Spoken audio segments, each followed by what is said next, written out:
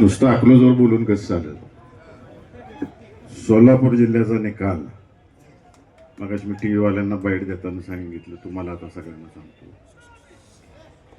12 नगरपालिका होत्या, फक्त 3 भाजपच्या आल्या.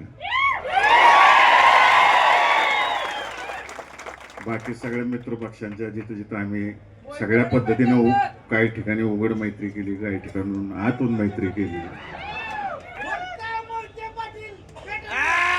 त्यामुळे मी अजून एकदा सांगतो, सोलापूर जिल्ह्यातला मतदार हा स्वाभिमानी मतदार आहे. सहकार मर्शी आणि त्यांच्या सर्व सहकार्यांनी आणि नंतर विजयदादांनी सांभाळलेला हा जिल्हा आहे. जसं अकलूज सांभाळलं तसं दादांनी जिल्हा सांभाळला होता. एक मूठ ठेवली होती अख्ख्या जिल्ह्याची. आणि हा जिल्हा कोणाची हुकुमशाही चालवून देत नाही. हे लोकसभेला दाखवलं, विधानसभेला दाखवलं आणि नगरपालिकेला पण दाखवलं. या जिल्ह्यात